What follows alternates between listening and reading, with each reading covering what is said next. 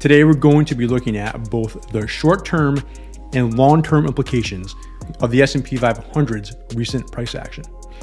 So let's start with the short term first. And as we know, on Monday, March 24th, the S&P logged its fourth 1% gain of March. Combined with the 6 1% losses, that makes it 10 for March, or 10 for a calendar month, for only the third time since the beginning of 2023. And those were, of course, March 2023 and August 2024. Now, in addition to sharing the characteristic of having 10 1% moves in the month, we know there also marked key trading lows. Going back to March, we know that was the end of the pullback that began in early February, punctuated by the regional bank crisis. Now, it looks, of course, easy in hindsight to identify that was a key low, but let's not forget, that was only a few months removed from the October 2022 low, and even though we had some indications of the market coming back, it was still a very volatile time, and there weren't many people convinced that the low was in back then until we finally had the turn. But after that, of course, that led to multiple months of uptrending action until the market pulled back starting in late July 2023. And that brings us to July, August 2024. Remember that very well. It just happened a number of months ago. Market started to roll over in July. And as August began, it really got heated. Those 3 straight 1% declines to start August, followed by the huge reversal on August 5th, which then led to those 7 and 1% advances to conclude the month. And again, that gave way to multiple months of uptrending action.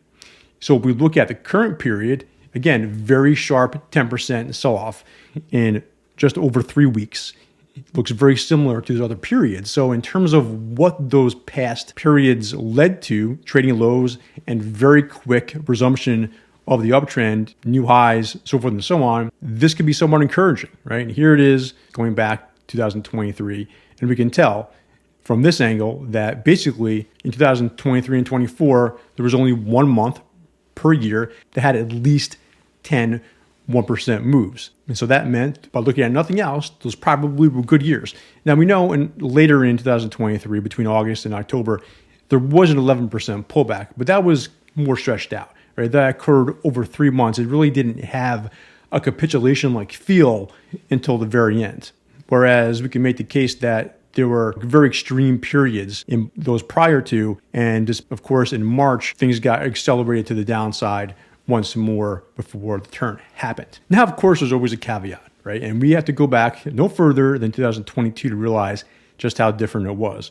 Where 2023 and 2024, again, just had 1 month each with 10 1% moves. The S&P endured 8 of them through the whole year, including 6 out of the first 7 months and 8 out of the first 10, right? And as we can tell, the only one that led to a key trading low, which was not then revisited, was October here. And here, of course, it is on the chart, all of the months with at least 10 1% moves colored in yellow here, right, during the thick of the downturn and even after, right? That's going to be important as well. In fact, the only month from February all the way to October that did not have at least 10 1% moves was August, which is somewhat ironic because that was one of the best months that we had, at least to the beginning stages of it, which concluded that very strong bear market rally, which approximately was 20%.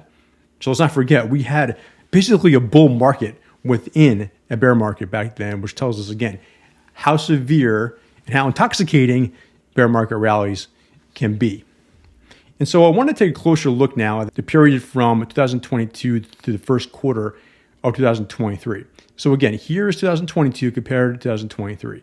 And as we can tell, the big change came right here in April, or the start of the second quarter of 2023, when all of this huge amount of two-way volatility dropped off a cliff. And the only month after that, in 2023, that had more than 5 1% moves was October. Again, the very end of that 3-month, 11% sell-off. And so that's critical because all through here, right, these are all the huge amount of 1% moves. Remember, almost 130 for the year, and that pace continued as 2023 began all the way until April here. And so from that point, we continued to look for bullish patterns, and finally saw one form once more. And as we can tell, this right shoulder took nearly 8 weeks to form. And as we can tell, that trading range was extremely tight, much different than anything we saw from 2022, even up to that point. And so things started to change there. Again, 1% moves started to markedly decline to the point where we finally got a breakout attempt. Now, the initial one in the middle of May failed. And then when the one that actually counted in late May happened, not many people wanted to believe it. But as we know from that point, finally got a follow through. A few weeks later, upside target was hit. And things, of course, had changed from that point. So that was important. And some people will say, well, we had to wait all the way until here. Look how this huge move was to that point. It's one way of looking at it, of course. But don't forget, when you're talking about a major comeback from a very harsh bear market, this can often lead to much more upside action and many more bullish patterns. So from that point, that of course did happen. And as we know, market continued higher up until just a few weeks ago. And because of the fact that we finally got at least one small bullish pattern to work, that allowed many others to form, including the biggest one, which of course gave us that big target of 6,100. Again, here this is. We have to go back to 2022, but none of that would have been possible until we finally saw a bullish pattern form. Again, the market had come back already, but we didn't have that consistent price action that leads to strong bullish pattern, which then gives way to long-term uptrends. And so looking more closely at the price action over the last number of weeks, we've now had 12 1% moves in 18 days, which is a very strong amount. And Subu Trade, who has been doing great work over the last number of months, have used a number of their stats since that point, takes us a step further, stating the fact that just recently, again, as of March 24th, S&P 500, 12 of the past 18 days had 1% moves, and the S&P was less than 10% below its one-year high. So using all those parameters, it's only happened 7 other times since the beginning of 1980. As we can tell, very strong implications, longer term, 6 months, 9 months, and 1 year later. But over the short term, between 1 week and 2 months later, not that great. And we can understand why this happens, right? If you have a lot of 1% moves, it almost always starts a 1% decline. So that starts corrective like action. And then of course, you're going to see the response. 1% gains, buyers trying to step in. And that type of action continues to happen even after the bottom. We just talked about it in 2022. Sometimes doesn't take that long, but eventually, as you get a lot of the two-way fighting to subside, bulls take over and we don't need those 1% gains as much, which then leads to a more consistent and bullish outcome, which of course we saw here. And here is how it looks in the chart. Again, all of it started at the very end of February, just 1 or 2 days after the S&P hit its high, came back down. Again, one of the quickest corrections we've seen over the last few decades. And now the attempt to buy the dip, and again, in a very aggressive way. But that's not the end of the story. So I wanted to look more closely at the data points from 2018 in February. Because as we can tell, it's the only period of the ones listed here that had a 1 year return after that, less than 5%. So from this angle, basically net flat. But anyone who went through that 2018, 2019 period knows couldn't be further from the case, right? If you go back to that time frame, here is the period that it occurred in. Again, 12 out of 18 days, so 1% moves with the S&P still within 10% of its high, right? It was the vol implosion that basically started it for a huge amount of back and forth movement. The ranges were massive before finally getting a bottom at the beginning stages of April, which then led to pretty consistent uptrend, even making new highs through the first few days of October in the fourth quarter of 2018, and then all hell broke loose. First leg down, back and forth movement for a number of weeks, and then the bottom fell out in December, leading to one of the most severe V bottoms we've seen in recent history, getting the S&P all the way back above 2,800 by the middle of March. So yeah, we were basically net flat over that time frame, but we had to go through numerous roller coasters to get there, and there was nowhere near a sense of security until well into 2019. And so if we compare both of these periods, we can go even further back to the end of 2016 into 2017. That period of time was one of the most consistent non-volatile uptrends we've seen in history, right? And that really stayed until the beginning stages of 2018 when it got overly exuberant and things got really out of hand, which led to the volatility that followed. Of course, in 2025 is coming after more than 2 years of uptrending activity as well, including 2 straight 20% gains. So a long ultra calm period leading to wild volatility, an ultra calm period, maybe not quite as calm as we saw in 2017, but nonetheless, the market continued to come back and make new highs. Is it any surprise at this point to see the type of volatility that we've seen over the last few weeks? Taking one step further, would it be shocking to see more volatility happen over the next 9 months or even longer? And we're not calling for an extravagant move like we saw back in 2018 into early 2019. But at the same time, wouldn't be surprised to see this take a bit longer to back and fill a bit before we see a real bid take hold.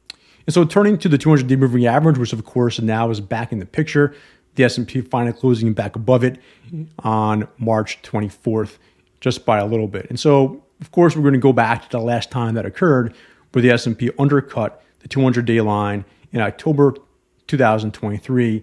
And then as the market came roaring back, it eclipsed the 200-day moving average once more, and then which led to numerous months of uptrending action. That, of course, is bullish.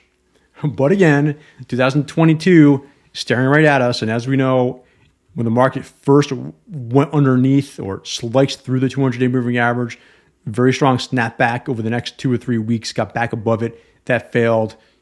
That process got repeated over and over again. In fact, we had to wait until the 8th attempt at reclaiming the 200-day moving average until the S&P 500 did so for good. And again, when did that occur? That occurred in March 2023. As we know, strong volatility up until that first quarter of 2023. Things changed in April, as we talked about, which led to those 8 weeks of sideways movement, which gave way to here's that bullish pattern up in here, and here's the big bullish pattern.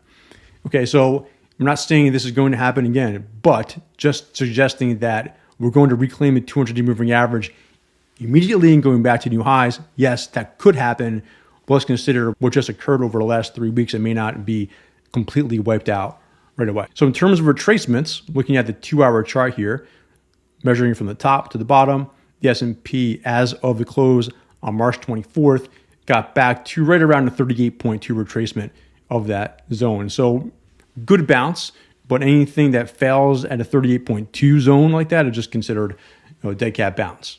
And then one other angle to look at is, of course, the big downturn was pretty severe, and now we have a rally attempt. Now, I'm not going to go into the particulars of Elliott wave theory, but I think we all understand the basic premise of that, where you have a big move one direction, that's wave one, counter trend move that eventually fails to make, in this case, another high. It's going to be wave two, again, a counter trend move that eventually, potentially, could then roll over, which can then lead to wave three, which is typically more severe than wave one.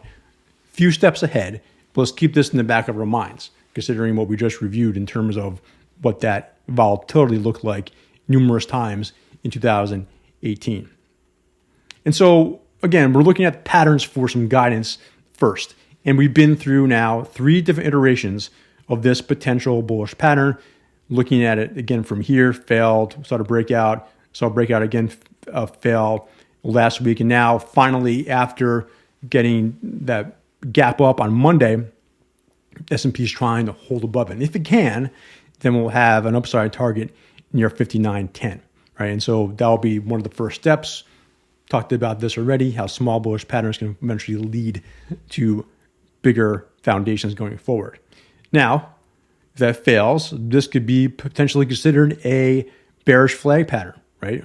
Or maybe a rising wedge, whatever it looks like, bearish implications if a bounce fails, right? And so these are the types of things we're looking at. So among other things, now you know how small bullish patterns can eventually lead to longer term uptrends and reversals from the low. So you're going to want to know exactly how this occurred on a long-term basis from the low in 2022 all the way to the high in 2024 and achieving our 6100 target. Because if you ignore the signs, you won't be ready for that potential turn. And I review all of that in this video. Check it out. Thanks. I'll talk to you next time.